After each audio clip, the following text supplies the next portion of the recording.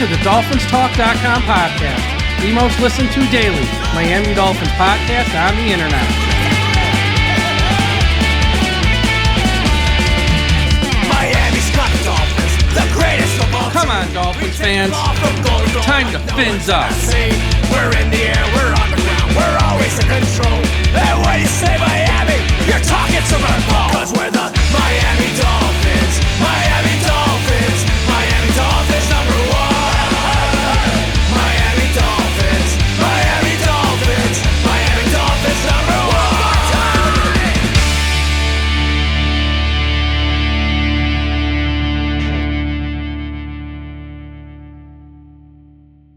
Hello, everyone, and thank you for listening to the DolphinsTalk.com podcast, part 4 of our Miami Dolphins draft preview series here at DolphinsTalk.com.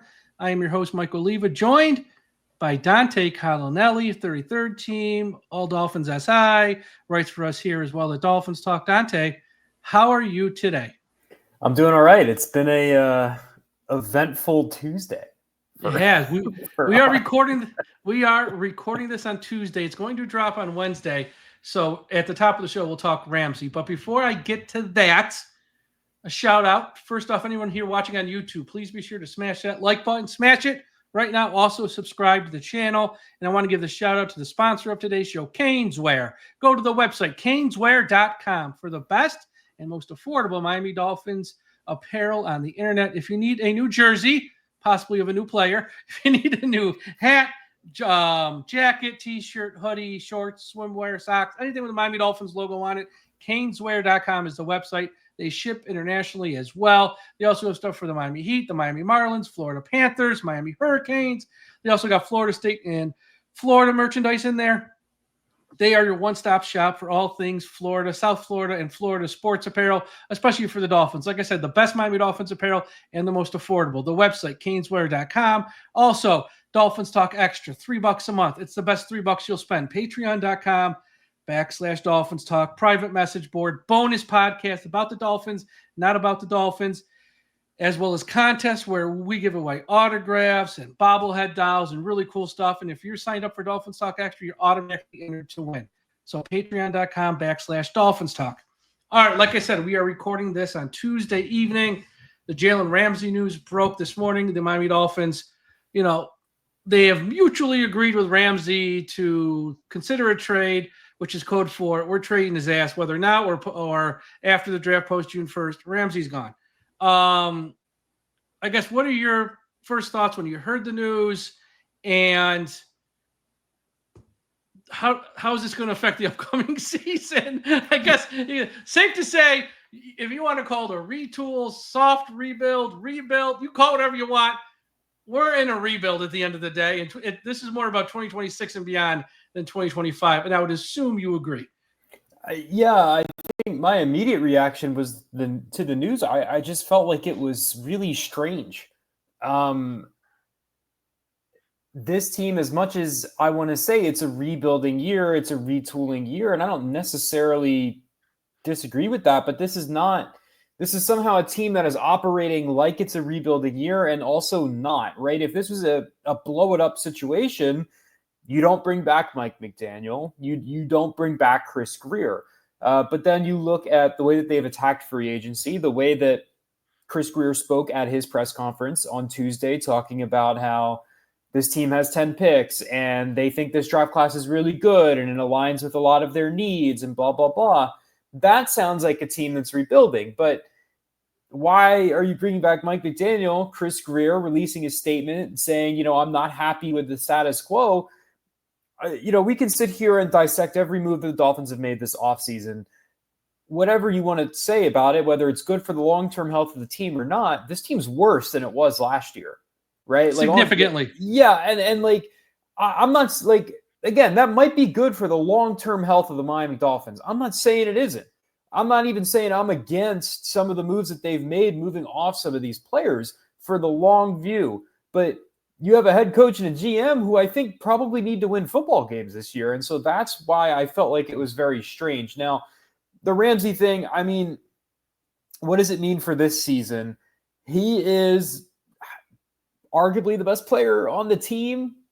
like I think it's probably either him or Tyreek Hill or Zach Sealer, right? And you can kind of talk about which player you value more, blah, blah, blah. Jalen Ramsey is still really good. His tape from last year was good. He is a versatile player. He can play outside. He can play inside. I think he gives you some safety versatility as he gets older. They just extended him. This move is not going to help them on the cap this season. They are going to be eating a lot of Jalen Ramsey money. Any team that would acquire him via trade is going to get 21.4 of his $25 million salary. The Dolphins already paid a portion of this. What this is going to help the Dolphins do is continue to reduce their actual cash spending. And that is what they have done all offseason. They don't want to pay anybody any new money. They don't want to give out any more cash. Then this will help them do that. And so it's just strange. You have a team that has a GM and a head coach that I think need to win football games. And say what you want about Jalen Ramsey and whether or not his extension is a good deal or not a good deal for the future of the team, whatever, he helps you win football games right now. I mean, the Dolphins starting cornerback, not that it matters because it's April 15th, it's Cam Smith, Cater Kohu, and Storm Duck.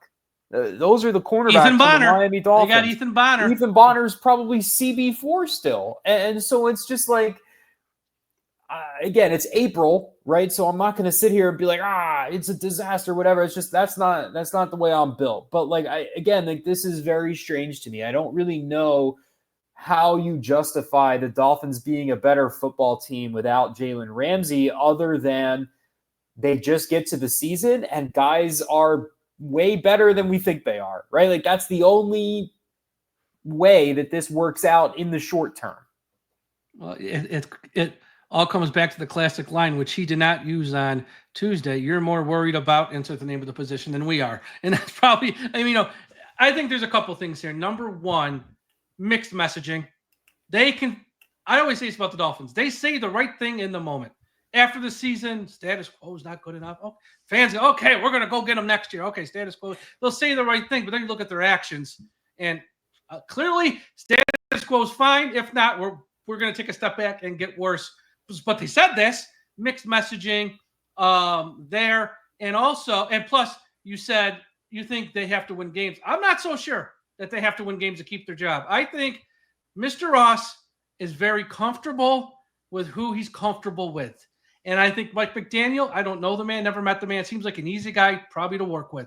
Seems like he doesn't have that crazy personality like a Flores, like an Adam Gase, like some other guys they've had who are probably a little bit harder to work with. Mike McDaniel, you don't get that vibe. Chris Greer clearly is that guy because he's been here forever. So I think Ross is probably like, you know what? I feel comfortable with these guys. They're my guys. And if it means we're going to, push all the chips in some year, we'll do it. If we're going to pull back some year, I'm still riding with them. And I know fans of a team, that's not what you want to hear. You want to think your owner, is, tossing and turning at night if the team is losing and he wants to do everything he can to win. And if you're not winning, like Mr. Steinbrenner with the Yankees, you're fired and I'm going to bring in the new guy. I don't think that's Miami. I don't think that's Ross. I think he's fine I'm comfortable with these guys. I trust these guys. So I don't know if they're on the hot seat because every action they've done this offseason does not tell me people are on the hot seat. If they're on the hot seat, you're restructuring the quarterback's contract, open up $19 million. If you're on the hot seat, you're restructuring the contracts of Brooks and Sealer, opening money. You're out there buying veterans to help you win. They're not doing that, which makes me think they feel they're safe and they're going to, we're going to try and win this year. Who doesn't try and win? But we got an eye on the future. And we're not going to just mortgage everything here to win in 2025 because we plan on being here in 2026. And if they go 6 and what is it now? 6-12, whatever, 6-11. We're still going to be here. And I think that's their attitude. And I think the fans are frustrated by that. And I don't blame them. But that's where, mixed messaging. Because they're going to tell you they're trying to win. Because they need you fans to show up to Hard Rock Stadium every game and spend your money. If they tell you this is a rebuild, if they tell you, we're going to try and build towards the future, guess what? Some fans are going to say, you ain't get my money this year. They don't want that. And that's where the frustration comes in. And we see what's happening. I've said it for weeks on this show. Their actions speak louder than words. I don't care what they say. I don't care. Like what Chris Greer said on Tuesday makes zero bleeping sense. He didn't ask for a trade, Ramsey. He's not asking for more money. So why are you trading him? why are you trading him? If he don't want any more money and he's not asking for a trade, why are you trading him? Well, he might not have asked for a trade. His agent probably asked on his behalf, so they're parsing words. And it's stuff like that. It's just, don't believe anything they say. Just watch their actions. That tells the story. I know some fans just don't want to hear anything about their team that's bad. It makes, which I get. Trust me, I get it. But this team is not moving forward in 2025. They are taking a step back. How things are going now, unless they draft rookies who come in and multiple ones who start week one and can actually play, you're looking at a third or probably fourth place team in the AFC East. Not hating, just stating that's what the Dolphins are this year. We'll see what happens after this year. I'm not going to worry about that today. But, yeah, there's still guys to be signed out there, but I've seen that list. It ain't pretty. It ain't pretty, Dante. That's the problem. Yeah, I mean, it's again, like this goes back to the conversation we had last week about interior defensive line. I'm not so much worried that the Dolphins are going to roll into week one and not have, X number of players available. Right. It's more so that, again, I think this is a team that I don't understand where they're at. Right. Like I don't understand the team building process right now. Right. Because you just said their actions speak louder than their words. And that's true. But again, the action of keeping Mike McDaniel and Chris Greer just doesn't make any sense to me right now. Right. And maybe that'll change. But if you're all about the future, right? Because I'll be honest, like I'm fine with them moving off of Jalen Ramsey, depending on when they get back. If they get the same thing that they got back that they traded for him, if they get a 3 for him, that's actually quite good. Yeah, I'm fine with that, right? It's less about my number one thing with team building is you can't be 1 foot in, 1 foot out. Whatever direction you're going, you're either a contender or you're rebuilding. Pick a lane and then do it. And say what you want about how the Dolphins executed the original tank from a few years ago. They were all in. Yeah, say however it went, they had all the picks, blah, blah, blah, blah. I don't know what this team is doing. It's very confusing, right? Because I look at this roster, I think they had an opportunity to retool this roster, fill in a couple of positions, add with the draft, and they go into next season with a really nice football team on paper. Now, we can sit here and yap about Mike McDaniel game management and play calling and Anthony Weaver in year 2, whatever. The roster on paper, I think, had a really good chance to be good, right? They weren't that bad last year. It was a disappointing season. They weren't that bad last year. I look at this roster specifically on the defensive side of the football. I think the offense will put up points, right? I'm not particularly concerned about the offense, if I'm being completely honest. Defense side of football looks, just terrible. It's without Ramsey, it's Zach Sealer and Chop Robinson, and then you're praying Jalen Phillips and Bradley Chubb are healthy, and you have Jordan Brooks at linebacker. You got nothing in the secondary. I like Afitu Melifonwu. I don't like him that much. I know. You got nothing in the back seven. Your strongest position group on defense is linebacker. Last year it was secondary and pass rusher. I'm confused, Mike. Here's who's going to get the brunt of this too, and it's probably not fair, but A, I don't know why he said yes, and B, I don't know why they wanted him back. If Miami would have not re-signed Liam, because he's going to be the poster boy for this, and it's probably not fair to him, but he will be. Why did they bring him back? If they would have just gotten any marginal average guard, paid a little bit more, obviously not pay a ton because they don't want to or they can't, whatever, and just got anyone else, we could head into this draft saying, you know what, offensive line, who knows about Paul? We signed a guy from Pittsburgh. We hope he's healthy. And we got this other. You could say, you know what? We don't have to worry about offensive line in the early rounds of this draft. We got 2 guards to come in we think are going to play. And it might not be perfect, but we addressed it. By re-signing Liam, they haven't addressed it. That's why offensive linemen's in play at 13, 48, 98, when really, in a perfect world, they would have just got any other guard, a marginal starter in the NFL. You could say, you know what? It's not perfect.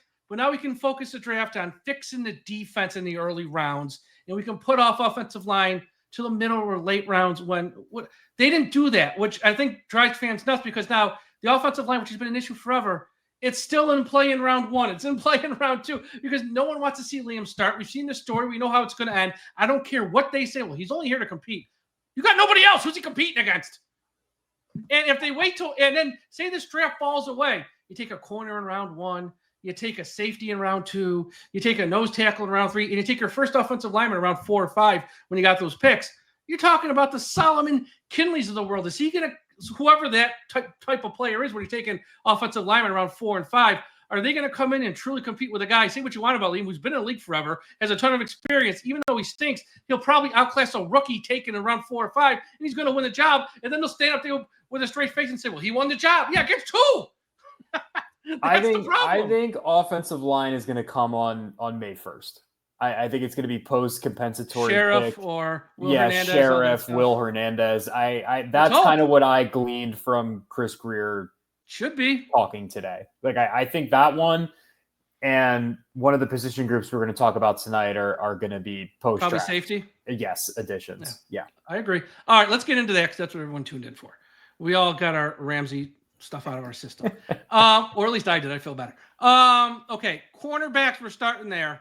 Not going to talk Travis Hunter. He won't be there. He'll be long gone. God bless Travis Hunter. Whether he plays wide receiver or corner or a little bit of both in the NFL, it won't be in Miami. Moving on. Will Johnson, Jahdae Barron. Next 2 guys, I think, on most people's consensus, I'm sure on yours as well. Will Johnson had a private workout Monday. Didn't run the 40, but everyone says he's like a 4 or 5 type guy, which I think good enough. Is he your number after Hunter? Is he the next one? And then is it Jahdae Barron? And how big is the gap between Will Johnson and Jahdae Barron?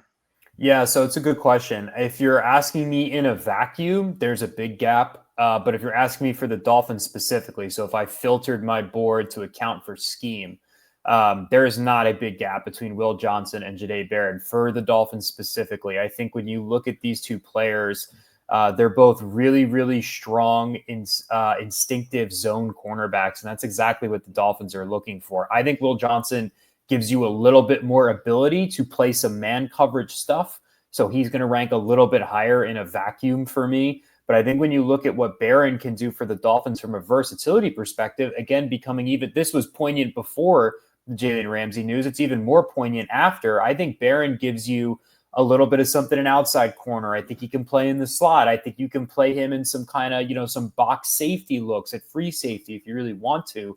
He projects well everywhere, a ton of versatility, really, really good speed, phenomenal zone instincts. That's what the Dolphins want under Anthony Weaver. I think if you draft Will Johnson, he's an outside-only corner.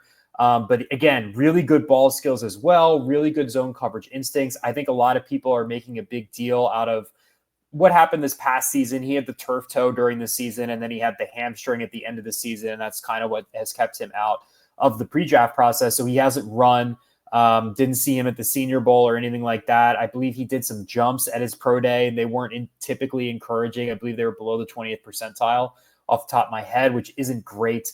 I'll be honest, I'm not worried about it, like even a little. I'm not either. I'm not. I think, one, I think the 40 is overrated in general. 2, I think Johnson's tape is good enough that I don't care.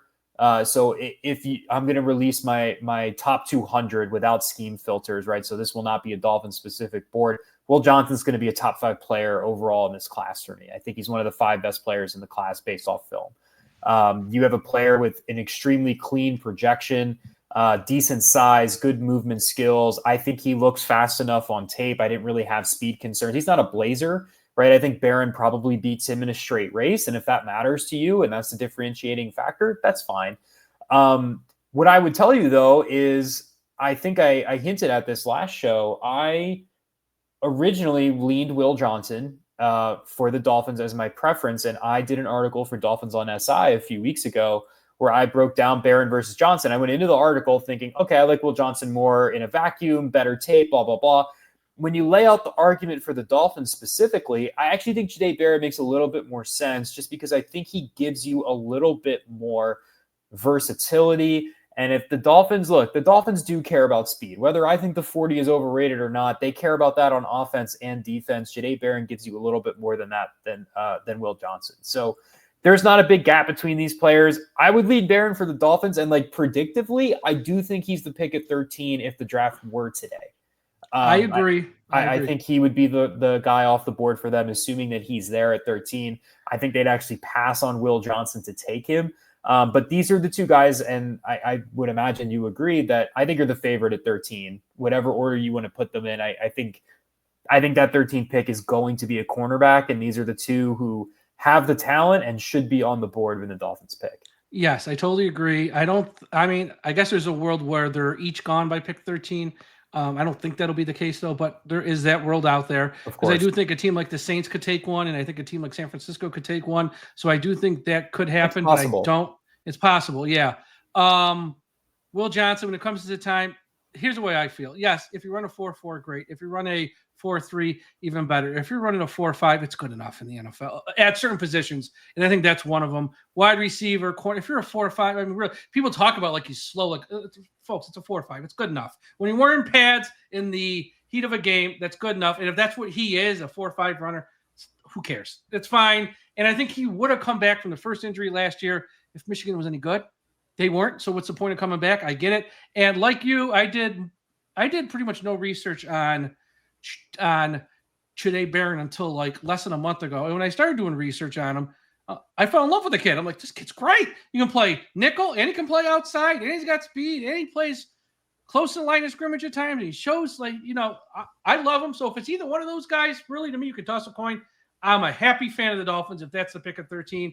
And I think after this news today, it probably will be the pick at 13 unless someone else falls or who knows his career. I'm not going to predict. Okay, let's say Miami trades back. They get an opportunity to trade back and pick up an extra pick in round 2 or something, and they trade back into like the 20s. And those two guys are now gone.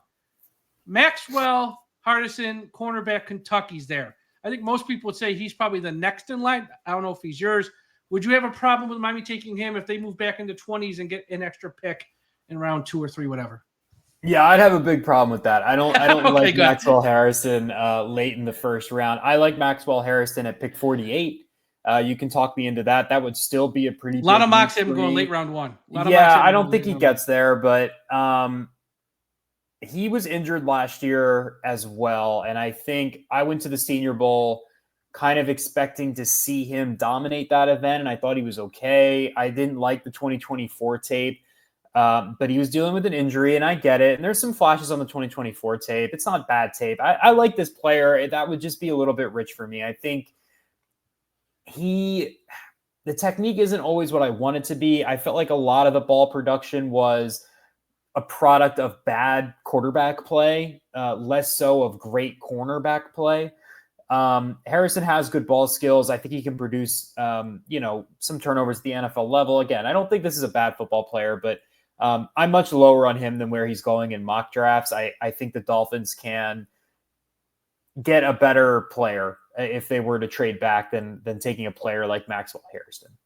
Yep. How many corners, counting Hunter, which is obviously 1, how many think will go in round 1? We're getting 3, just the top 3, or is a 4th, maybe not Harrison, someone else? Are they going to slip into round 1, you think, possibly?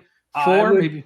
I'd put the over-under at 3.5 if I was a sports. So probably no more than 4, but at most 3. Yeah, I think like Harrison could get in there. I think Savon Ravel could get in there if a team really likes him. I really like him. I think Azare Thomas has a chance, the kid from Florida State as well, just from a tools perspective. So I would say over under 3.5. I think those first 3 are a lock. It's just who's the 4th. Yeah. Who's the 4th? Okay, let's talk about the round 2. You just said a few names. I'm going to throw in one more.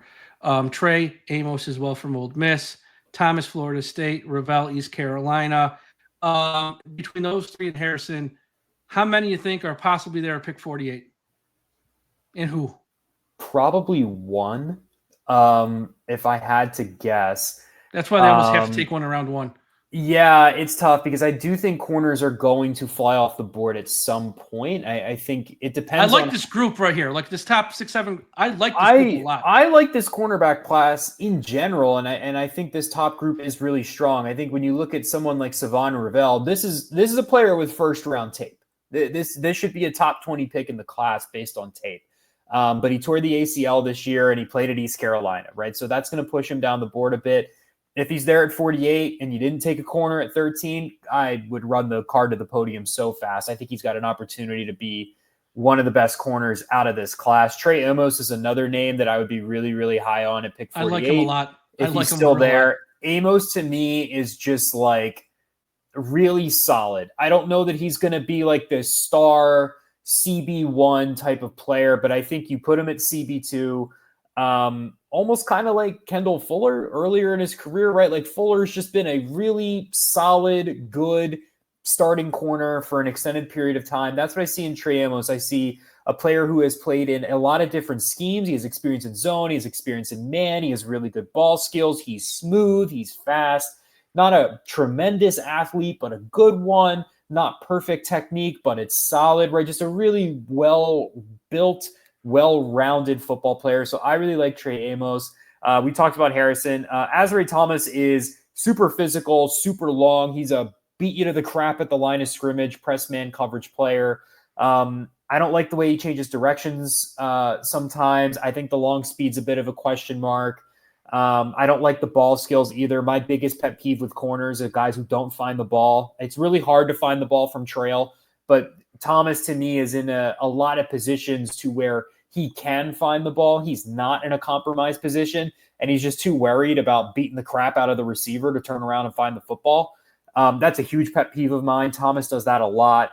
But I think talent-wise, you can justify taking him at pick 48. I just don't know that he's necessarily a scheme fit for the Dolphins, but you could talk me into it. The kid's talented enough to go top 50. Yeah, I think no matter what, round 1 and 2, pick 13, 48, or trade around, whatever, they have to come out with a cornerback with one of those picks, especially after the news of today. I'm going to give you some names here, some other guys. Let me know if you think they're round 2, round 3, and just some quick thoughts on them. Darian Porter, Iowa State. Yeah, I think Porter's a round 2 guy. I could even see him slipping into the back end of round 1. I think he's got the speed length combination that teams really, really like. Porter, easy top 50 player for me in this class. Really talented. Benjamin Morrison, Notre Dame. Morrison is another guy with fringe first round tape that got hurt this year. If you watch the 2023 stuff, he looks like an elite corner. The early stuff before he got hurt this year wasn't quite as good, but it was still strong. Cornerback coming off a hip injury, not what you want, but all of his medical checks reportedly have gone well. I think he'd be in play at 48, frankly. Kobe Bryant, Kansas. Great name. Yeah, great name. Really fun tape. He's a boomer bust player. I don't know if you remember Emmanuel Forbes from a few years ago out of Mississippi State. He got drafted in the first round by Washington.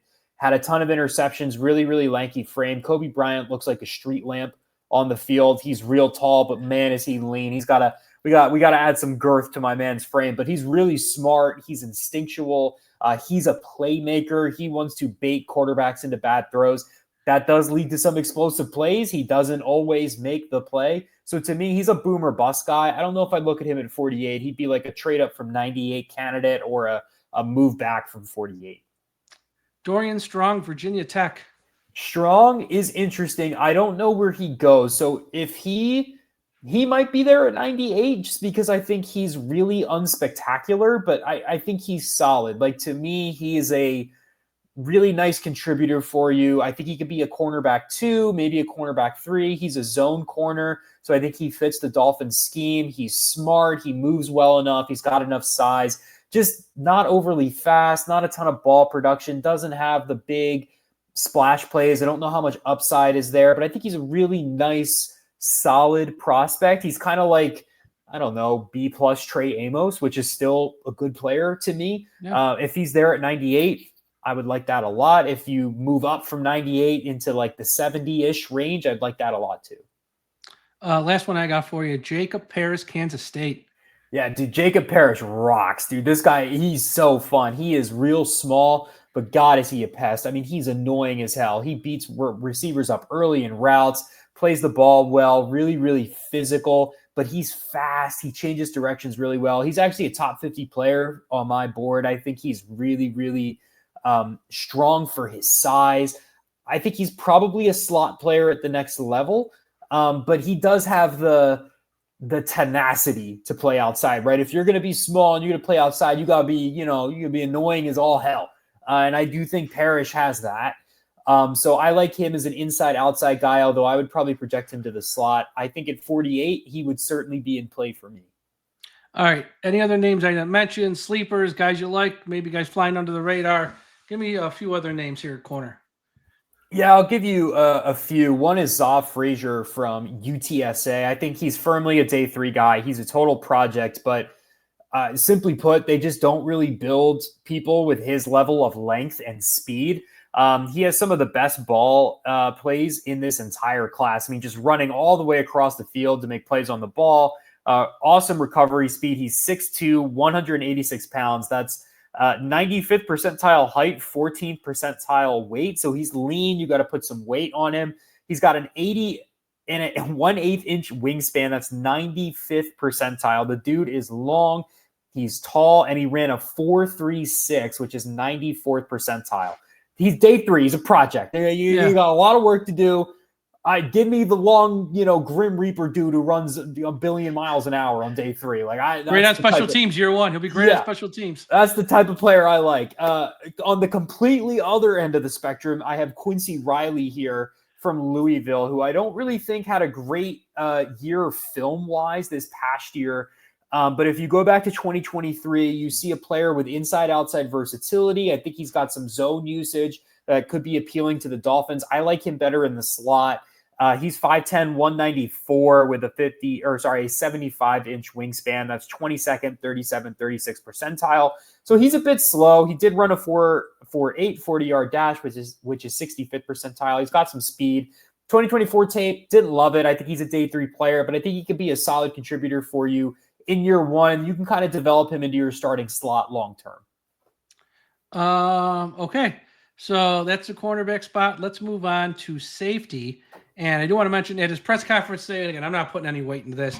Chris Greer said he is happy with the 2 safeties Miami signed this offseason, and he believes he has safeties in the building who are good enough to start. Again, I call bullshit, but what do you expect him to say? He can't show his hands before the draft if he is looking at one of these safeties in the early round. So Starks, Emanwari, who do you have ranked higher and why?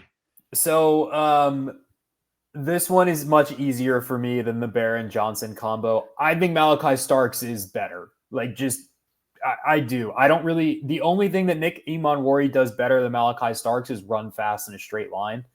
I think if you're talking about the ability to play over the top of the defense, command a secondary, make plays on the ball in deep zone, buzz down into the slot, play competent man coverage. Starks tackles. He's smart. He plays everywhere. He has ball production. He's athletic.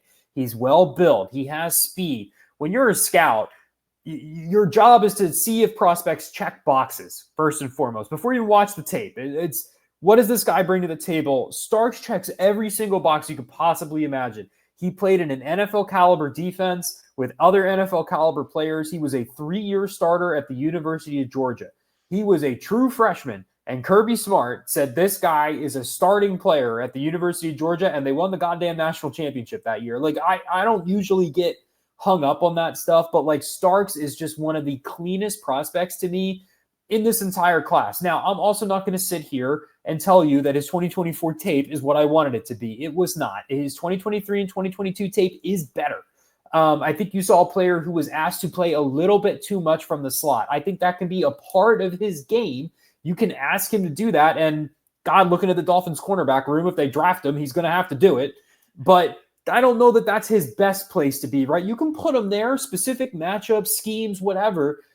The Georgia just kind of left him out there to dry a lot this past year. And look, the dude plays safety and not corner for a reason. So I understand that the tape doesn't look as good as you want it to be this year, but I think you have a really smart, versatile, athletic player who can make splash plays on the back end of your defense. I think that's incredibly valuable. Malachi Starks is the top 10 player in this class for me. Okay. Pivoting to Emanwari. He's a freak. I'm not going to sit here and tell you he's not. I want to pull up the numbers here because they're worth pulling up. Okay. 6'3" and 1/8 is 97th percentile. 220 pounds, 96th percentile. 32.5-inch arms, 83rd percentile. Now, here's where it gets freaky. 40-yard dash, 4.38, 91st percentile. At 220 pounds, he vertical jumped 43 inches, 98th percentile, and he broad jumped 138 inches. Mike, that's 99th percentile. There is no 100th percentile. He's pound for pound, he's the best athlete in this class. You project him to any role, box, free safety, in the slot. He has the traits to get it done. The problem is you watch Emmanwori play football and, like, I don't know what to do with him. He's fast. He hits hard. He could be a nice, strong safety for you, but I see a player who's really inconsistent in man coverage.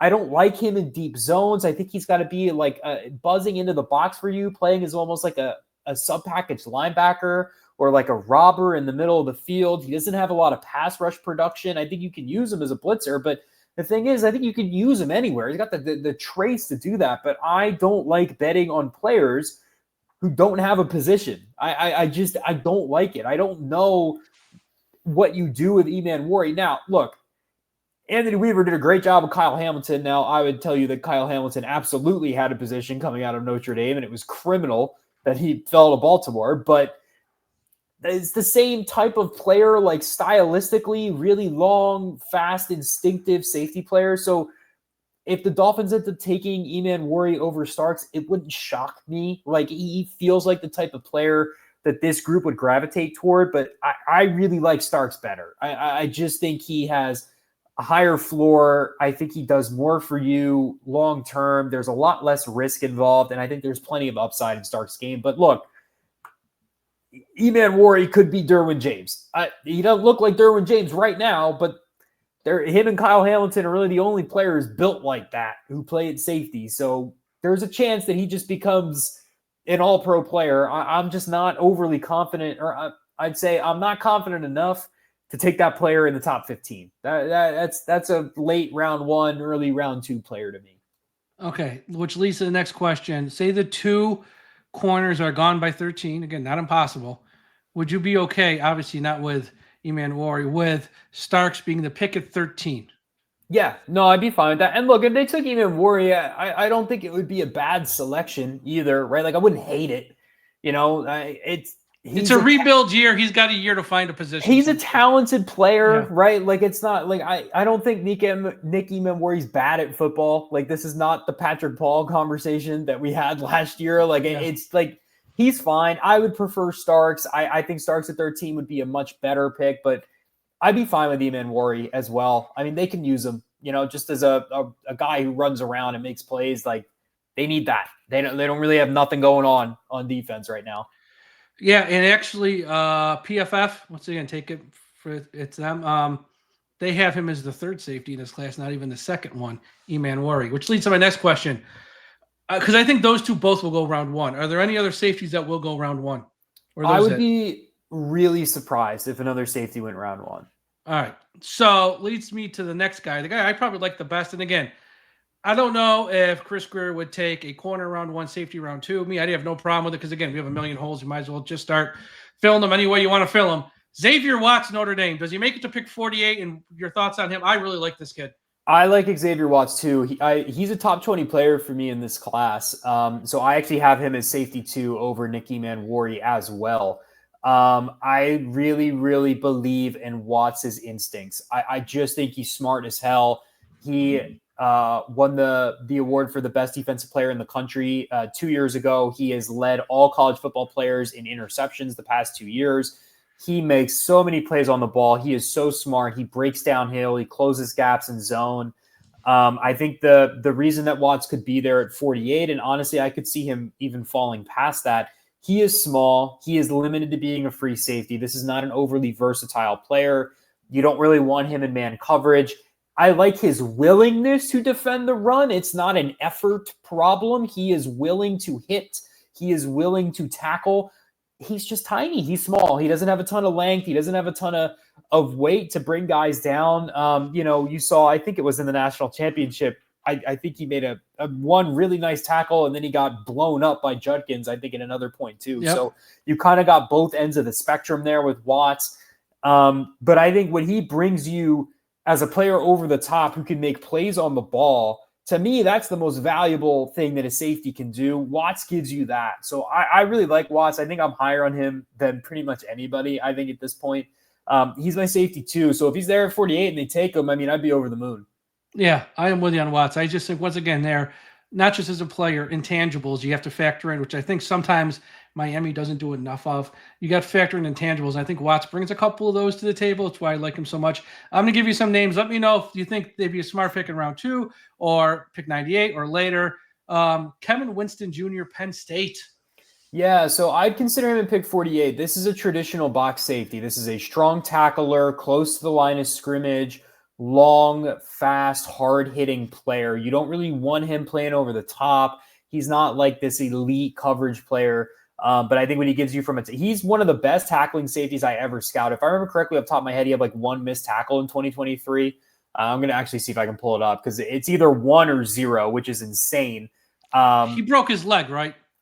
He tore his ACL. Well, okay, so it was torn ACL. Okay. I'll look it up. I know it was a leg injury of some sort, but I wasn't positive which one because I've seen so many players. And I can't keep them all straight. No, that's totally fair. So Winston played in 9 games in 2022. He missed 0 tackles.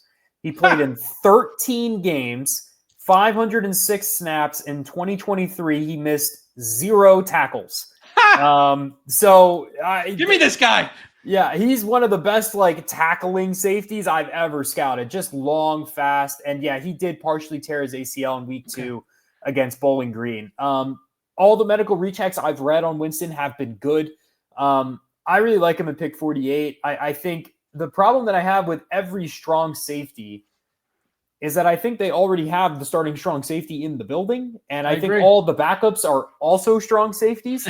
I agree. Right, so the only free safety in the building is Ashton Davis, and I think Ashton Davis, to me, if he's your safety 3, I'm fine with that. I think Ashton Davis is a perfectly okay depth player. I really do. I think he's good on special teams. He's impactful when he's on the field. The idea that he's going to be the starting free safety, I think actually might be likely, but I don't love it. And so that's where I kind of get stuck on Eman Wari and Kevin Winston Jr. is I think Ifeatu Melifonwu is that player, right? Whether you like Melifonwu or not, I like him. I think that's that player. So I really like Kevin Winston Jr., but pairing him with Melifonwu, I think you're setting up both players to fail, frankly, in that scenario. What do you think of Patrick McMorris that they took last year, who I'm thinking is probably going to be in this mix as well? I don't know enough. There's a reason he went in the 6th round, man. That's exactly what I'm saying. Yep. I don't really the tape wasn't good. To me, he's a special teamer through and through. He runs fast in a straight line and he hits, and that's fine. He's a 6th round pick. If he plays special teams for 4 to 5 seasons, that's a win from a 6th round pick from a career outlook perspective. So, but I don't really think he gives you anything on defense. He had 9 coverage snaps last year. I know he was hurt until week 13. He played 106 total snaps. 9 of them were on defense. And Jordan Poyer couldn't tackle a scarecrow last year, and he's still I like McMorris for what he is. To me, he should not be factoring into your safety calculations at all, at all, unless he suddenly became very good this offseason. I agree with you, but this is the Dolphins. Next name, Andrew Mabuka from Texas, also was at Clemson prior to that. You think he's there at 98, or is it going to be gone by 98? To see a guy in round, I think round 2 is a little bit early for him, but 98 is probably a little too late for him too. I think he's in that sweet spot, in the middle. Yeah, I would tend to agree. I'm going to have him rated way higher than that, but he's a really weird. I would be okay with him at 40. They took him at 48, it'd be fine with me. I don't think they take him at 48. I don't think anyone takes him in that range. Even though I think he should go there. Makuba is in the free safety model. So to me, that's the type of player I want. This is a rangy, instinctive player with really, really good ball skills. He has an INT. I think it's against Georgia. It's the best INT of the cycle. He ranges all the way across the field completely. He tips the ball up in the air and then he catches it as he's falling down. It's an insane interception. I mean, this is a player who just produced on the ball this season like crazy with football instincts and speed. So I like Makuba a lot. I think there's a few ways that he falls. For starters, I was told, and I have heard other people say this, that teams did not like him coming into the season. The Clemson tape was not strong. I was told the teams had UDFA grades on him coming into the year. Now, obviously, I think he played his way out of that. At Texas, he's a really wiry, thin player. He plays with a lot of physicality, but I don't know that that's going to hold up overly well for him. He did get injured at Clemson, so you have a really thin player with a not ideal injury history, a couple years of not great tape. He's a bit of a physical outlier. And he plays safety, a position that good safeties fall all the time. I'm just not done complaining about Kyle Hamilton falling. Yeah. Brian Branch fell in the second round. Xavier McKinney, second round pick. All pro safeties. You just take kind of like running backs. People don't value the safety as much as the corner. Makuba's got a weird profile, and he plays safety, so he could be there at 98. I really like him, though. I think the tape from this past year is just, it's really good. It just is. I don't really know what else you want from a player who forced 6 incompletions and had 5 INTs. That's a starting caliber player, man. Like, I will tell you this, too. And I know I said this last week, but it just hit me again. I know why McDaniel and Greer both went to the Texas Pro Day. You look at all the Texas players in play for Miami, from Alfred Collins, Jahdae Barron, this kid, one of the wide receivers, I guess we can throw in Matthew Golden now, I guess. There's so many Texas guys in play for Miami that I can see why they both went. They didn't just send like a lowly scout, because there's so many Texas guys who would fill a need for Miami day one, and this is probably another one. Lathan Ransom, I know we spoke about him a little bit last week, more of a strong safety. Once again, let's talk about this kid, because a lot of mock drafts I see for the Dolphins, the ones that are 7-round mock drafts, 90% of them have this guy mocked to Miami from Oklahoma, Billy Bowman Jr. Yeah, Bowman's fun, man. He is really small, but I think he is smart. He's instinctive. This is another player with good ball skills. I don't know that he is quite the range that I want. I'll take that back. He has enough range to be a starting caliber free safety at the NFL level. The problem with Billy Bowman is that he cannot tackle. He can't tackle. I don't know what to tell Winston. You. So we draft Winston and make them roommates sit next to each other. There we go. To tackle. Problem solved. I do want to bring up the numbers here because, again, we brought him up with Winston, right? A player in his 2 seasons missed 0 tackles. Billy Bowman played 11 games in 2022. He missed 21 tackles. He played 13 games. In 2023, he missed 22 tackles. Now, I'll give him credit. He improved a bit this year. 12 games in 2024, he missed 15 tackles. Missed tackle rate of 23.1% is awful. It's terrible. That's pretty bad. But the funny thing about Bowman is everything else is good. The rest of the tape's great. He's good in coverage. He's smart. When he does tackle, he hits hard. He's a little bit undersized. He's not the biggest player in the world, but he's fast. He's instinctual.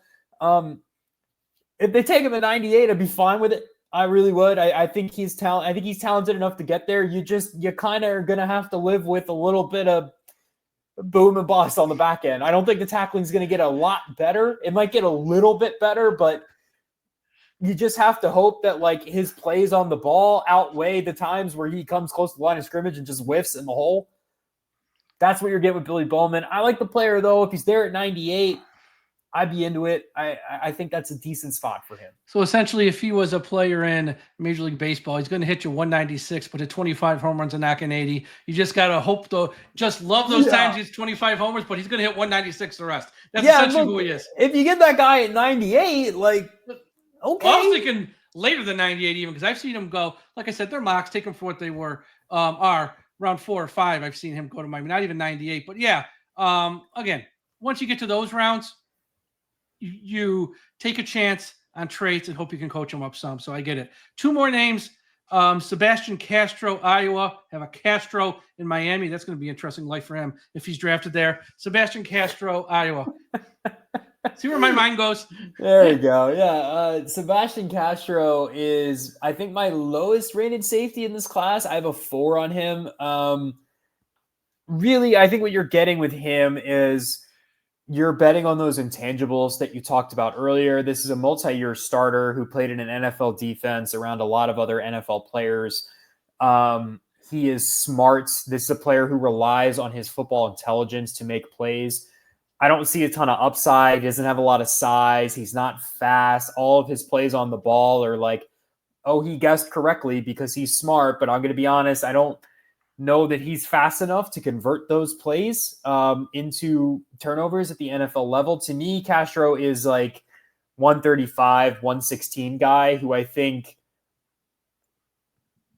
you're cutting either Patrick McMorris or Elijah Campbell for him to make the roster, and he's playing special teams for you in year one, and he's kind of like a depth safety. I don't really see Sebastian Castro as a player that I ever want taking the lion's share of reps on defense. Yeah. There's so many names, but I'm going to give you one, and I just want to let me know if you think he'll go undrafted or we're talking round 7, because he's got the name, but he ain't like his dad and he ain't like his brother. Shiloh Sanders. Oh, man. So I watched 200-ish, 205 players. I did not watch Shiloh Sanders. So, I understand why. What I will tell you is I got enough watching other players in the Big 12 and watching Travis Hunter. I don't think Shiloh Sanders is a draftable player. I just, the tape's terrible. I don't know what he brings to the table that is not his brother, not his father. I don't know what you get from Sanders outside of you're making Dion happy and like he hits hard. Maybe he can be a special teams guy for you, right? But like if I was doing a full big board, which we are doing, the 33rd-team.com, Kyle Krabs, God bless his soul, is going to push that to, 300 players by the time the draft rolls around. I don't even know if he's going to watch Shiloh Sanders either. And he's going to go 100 plus guys more than I am. So I don't know, man. I don't see it. Well, it's just because when you get to the end of the third day, you're watching ESPN, you're watching the NFL Network, it's going to be one of those names because of course the name, the father, where he played, and of course his older brother, all that stuff. So that's why I mentioned him. Any other names I didn't mention you think might be guys you're late in the draft, round 3, someone I didn't mention who sort of piques your interest? I'll throw 2 names at you. One is Jonas Sanker from Virginia. I would consider him a pick 98. I think he's a bit more of that strong safety type, but I think he's got enough juice to play in 2 high shells. If you give him half the field, I think he'll be okay. He's kind of in the same vein as Billy Bowman. He's bigger, though. He's a better tackler. I really like him as a run defender. I think he's strong. He's solid. All around, he's very, very solid. He does a lot of things well. I don't know that he has like an overwhelming trade. So to me, he's like a 3rd-round player. I think he comes in for you. He's a solid starter. Nothing more, nothing less. I'm okay with that, though. I like Sanker. I think at worst, he's a really good special teams player for you just because he tackles and he's got good size. The other name I would throw out there is Caleb Ransall out of Tulane. He is a kind of like slot corner safety hybrid. If I'm the Dolphins, I would like one of those players, please, because the quarterback room, not great. Ransall has really, really good speed. He tested out of the gym. I don't know that the tape shows he's that fast, but I do think he looks fast on tape. Just want to look up his 40 time real quick. He ran a 4.33, which is 96th percentile at 5'11", 197. So he's not that undersized. That's about fringe 50th percentile. Good speed. I think his coverage reps in the slot are solid. I don't love him against the run. He's okay. You're going to have to teach him how to play from depth if you do fully transition him to safety. But I think he gives you some good options in 2 high shells. I think he can handle half of the field once you kind of get his mind right. He's got the traits to do that. So those would be 2 names I would consider at pick 38, what is it? It's 116 and 135. 116, 135, yeah. Right. So those would be 2 names I would consider there in round 4, late round 3. I'd throw Billy Bowman into that group as well. So the thing with the safety class is like, if you're not going to take one at 13 or 48, you just kind of have to make peace with the fact that like, you're not going to get a player who is going to be a huge impact. You're kind of just hoping that player, along with Ashton Davis and along with Ifitu Melifonwu, are good enough that you are not just, letting people run by you, right? Like, I don't know that you're going to get a ton of splash plays or you're going to get overwhelming production from a player that you get at 98, but I think there's options there that are good enough to where we look back at this a year later and we say, okay, maybe the Dolphins are okay at safety, right? It's not their strongest position group, but like they can extend the Fitu Melifonwu and they have whoever they drafted to pick 98 and they're okay. Like they're solid, they're fine, whatever. That's how I kind of look at it. Once you started to get past like that group of player, like I don't love the depth of the safety class. I really don't. I'm with you. So, and like you said at the top of the show, with all the needs they have, and now with corner jumping probably to the top of the list, if Miami goes, the first 3 picks top 100, they go corner, offensive lineman, nose tackle, whatever, some combination in some order of that. Safety's a position they can kick the can down the road and say, you know what, May 1st or later, let's sign one of those vets and we'll probably be okay for a year. We'll worry about finding long-term answers maybe next year this time. Yeah. That I do think safety's one because there's like 3 or 4 guys out there who can play in this league, probably can start in this league. Simmons, Blackman's out there. Rayshawn Jenkins is out one. there. There's guys Jordan Whitehead. they can sign post May 1st.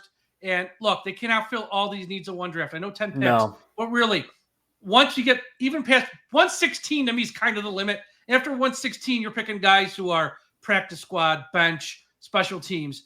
Up until that, they can't fill all these needs. So safety might be one. We just can't do it this year. We'll sign a guy post May 1st, and that's what we're doing. And I actually think that might be a plan, unless Xavier Watts is there at pick 48. They go, we have to take him. Then, okay, that changes plans, and then you start to pivot. But I think that might be the plan here at safety. I agree. We'll get to middle linebackers here, wrap this up. Before I do, a quick shout out to everyone at the I Am a Miami Dolphins fan Facebook page. You're on Facebook. Please be sure you are a part of that page. Also, a shout out to everyone at finheaven.com, largest Miami Dolphins message board on the internet. Check it out. And wherever you're listening to this podcast, YouTube, Apple Podcasts, Spotify, Podbean, iHeartRadio, Audible, subscribe so you don't miss an episode. Okay, we spoke about edge rushers last time, but we didn't get to like the middle linebackers, which I know is in this league, again, with running backs, safeties, a devalued position. There's not even that many of these guys anymore because everyone's in nickel, everyone's in dime so much. The true like middle linebacker type, they're not 3 down people anymore for the most part. There's always some exceptions. Jahad Campbell, I love him. I know you love him. The injury's probably going to keep him out at least the start of this upcoming season. How many games? Who knows? He's so stinking good. If Miami took him at 13, I know he's not going to be ready for the start of the year. But again, what are we winning this year? Would you have a problem taking him at 13? It doesn't fill an immediate need, but he's so talented that when he's healthy, he's an impact player. What are your thoughts on him at 13? I would be okay with it just because I think he's a top 15 player in the class, right? So it would just be like a talent match to the pick for me. I'll be honest though, I would like Jahad Campbell. It would probably be like a B+ for me. It's just that like I'd have a really, really hard time just accepting that they're going to draft a linebacker after that's the only position group that they went into has some depth with some depth, and it's just like, man, I know. I'm with you. Talent-wise, I'm there. If they draft him, I mean, him and Jordan Brooks would be so good. So good. I think there's a less than 1% chance they take him at 13. Yeah, I think the only way they take him is if they actually trade back in round 1, and some of the guys like Starks are gone, the 2 corners are gone. Say they're picking like 27th, but they got a good haul in return. Then you're picking there, like, you know what? He's the best player by a mile. I think that's more realistic for them to take him, not at 13. And plus, we know Chris Greer, premium position guy, quarterback, corner, offensive tackle, wide receiver, edge, all that stuff. He doesn't fit that per se, so I would think unlikely in round 1, but had to ask. Carson Schwessinger, UCLA. Name's got a little buzz around him. Little buzz about Carson. Dude, good football player, man. He's good. The only problem with his tape is he's a little bit light, and he only has 1 year of production at UCLA. This was his first year as a starter, so you're betting on a small sample size, but like, dude, he's so good. Like the tape is awesome. The coverage reps, the ability to pivot, close down windows, read the eyes of quarterbacks. He's fast. He hits hard. He tackles relatively well, especially for a player of his size. He actually came into the combine a little bit heavier than I thought. I think he was the heaviest linebacker at the combine. I just said he was small. That just goes to tell you where the linebacker position's going. Yeah.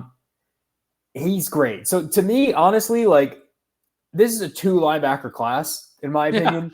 Yeah. I really like Jahad. I really like Jahad Campbell. There's like 2 more players that I think can be good NFL starters.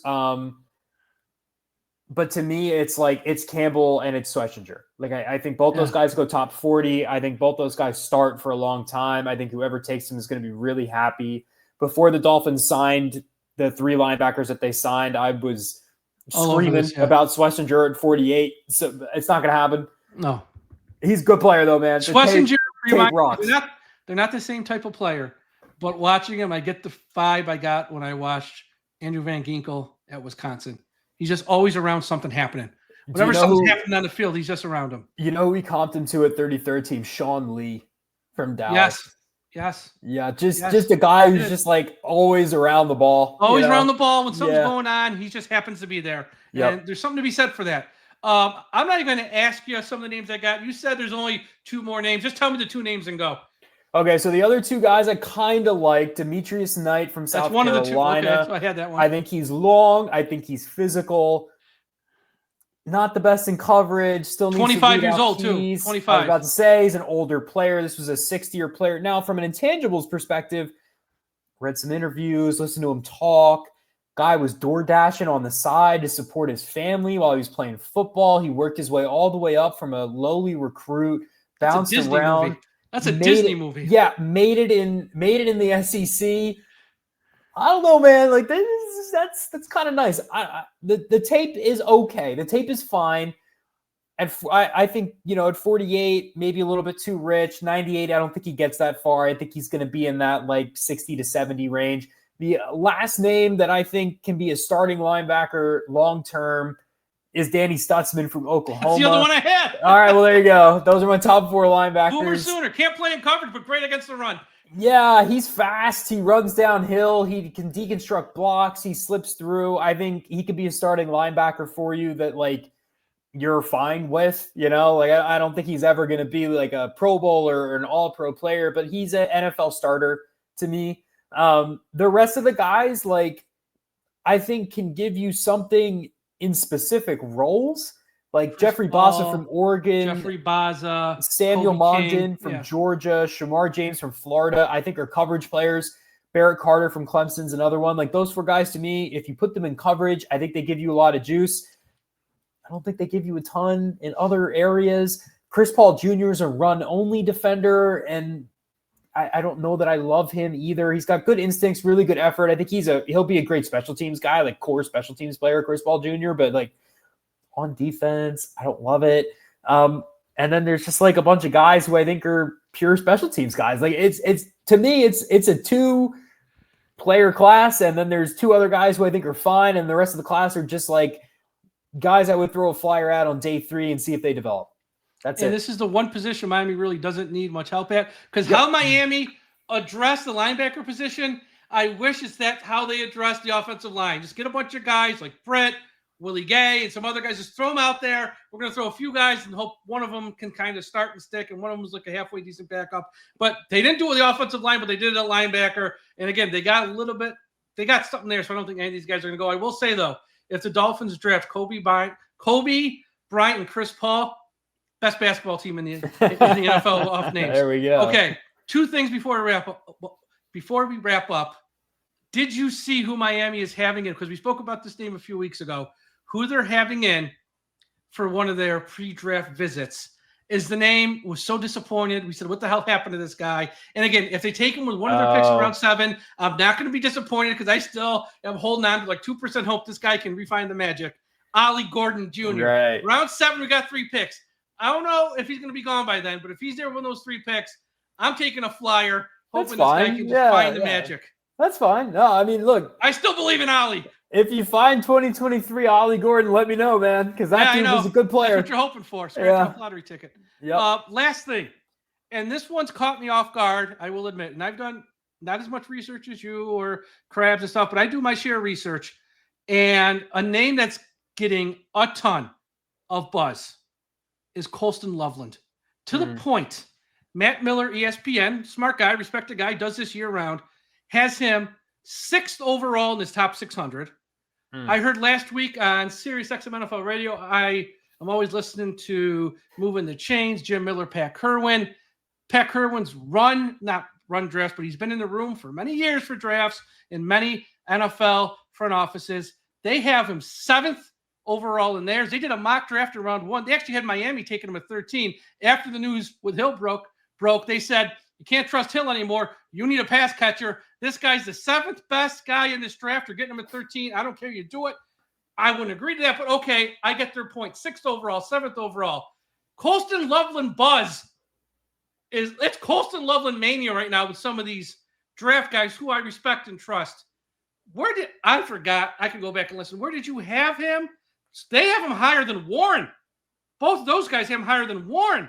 And do I think he's going to go prior to 13? No.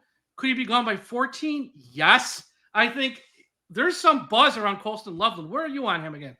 I had him at tight end too. I don't quite have him in the top 10, but I do have him as one of the 20 best players in this class. That's where I am with him, but I'm hearing these other guys. Look, I'm 6th overall, 7th overall. So look, I get that buy-in from the perspective of Loveland's one of the best route runners at tight end I've ever scouted.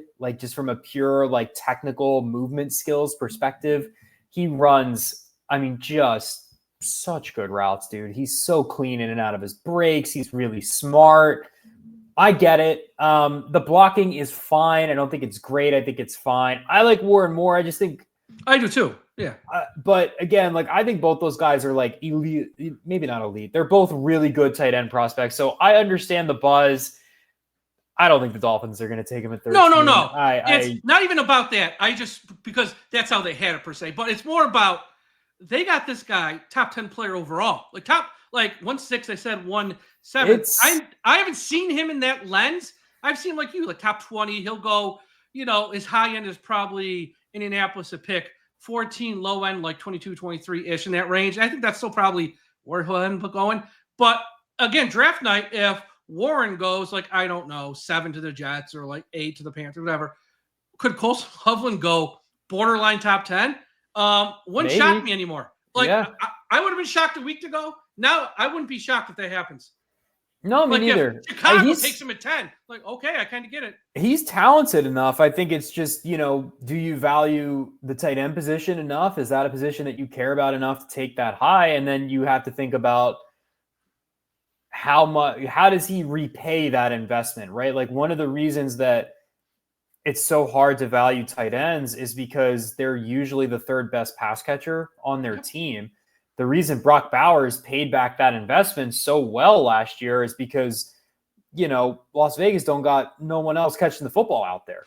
The only other, he's the best pass catcher on the football team by a country mile. The next best guy is Jacoby Myers, who's a respectable football player. Jacoby Myers is fine. Brock Bowers is much better than him, and they got no one else. So he paid back that investment immediately. Warren, I think a lot of people think that he could be a top 10 pick because he can pay back that investment in the receiving and the running game.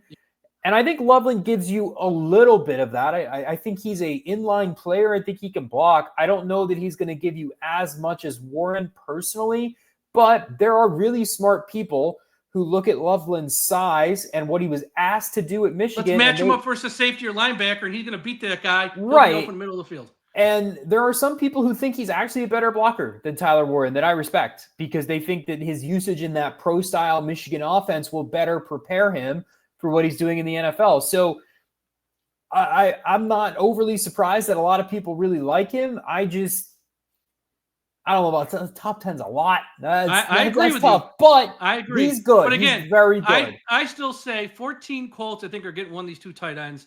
And if one of them get past the Colts, either one of them, or if they each slide past the Colts for somehow, some way, Jim Harbaugh at 22 is probably going to make a move up to get one of them. I could see, especially Loveland. That's his guy. I could see that happening. But I think Loveland probably 14. I think is probably the high point for him. But yeah, these people, again, well-respected people, not just crazy people on the internet.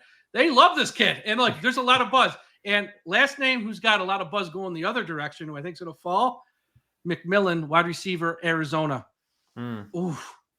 I think he's my wide receiver one. So I agree, but I don't know when that's going to go in round 1. That might not go top 10. You think he goes all the way in round 2? No. I'm not saying that, but I think he might fall out of the top 10. Let me put it that way. Okay. I could see him falling mid round 1 because I could see that. There's a lot of buzz going the other way.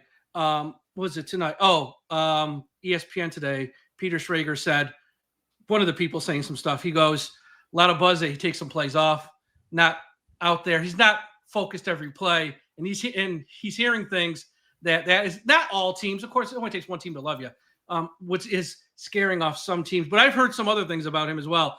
Not bad, just that, Matthew Golden, some teams love Matthew Golden too. And I think he'll probably go top 15-ish, but I'm thinking McMillan, if he fell past 15, wouldn't be shocked. Again, this is buzz I'm talking about, buzz. Some buzz raises you, some buzz has you falling, and people lie with this stuff as well, so who the heck knows, because everyone's playing a game when it comes to draft. Dante, we got through 4 parts this year. Thank you so much. Next week you can have off. What we're going to do, though, after the draft, we will recap all the picks. Because that's what we do. I know next week's a crazy week for you anyways with your jobs and stuff, and it's draft week. We've previewed everything there is to preview. After the draft, we will reconvene and talk about who Miami took and how they fit and give thumbs up, thumbs down. Maybe we'll do grades. I know grades really upset people. That's why I love doing it. Folks, it's fun. It's fun. Don't take it literally. It's just fun. We're talking about football at the end of the day. It's supposed to be fun. We'll give grades. It's not that big a deal. And we'll do all the fun stuff. Dante Colonelli on social media at Dante Colonelli, 33rd team right here at DolphinsTalk.com. And, of course, the other website, which I always forget the name. Dolphins on SI. Dolphins on SI. Yes, Dolphins on SI. Dante's everywhere. So be ready to check him out. And, Dante, thanks so much again. We'll talk to you after the draft. Everyone, have a great rest of your day. We'll talk to you again after a while. Hey guys, Mike here from DolphinsTalk.com. Just want to thank you for watching this video today. Please be sure to like and subscribe to this video. And also just thank you in general. I know you have a lot of other podcast options out there these days, whether it's with the Miami Dolphins or about the Miami Dolphins and with non-Miami Dolphins podcast stuff like true crime, politics, NBA, Major League Baseball. We do appreciate the support you guys provide us, and we do thank you for watching our content. We appreciate it more than you'll ever know. So thank you so much. Just want to say thank you. And also, don't forget to sign up for our Patreon service. Go to patreon.com/Dolphins Talk. And for just $3 a month, you will get more Miami Dolphins coverage and shows. Patreon.com/Dolphins Talk. Thank you again, and everyone have a great day.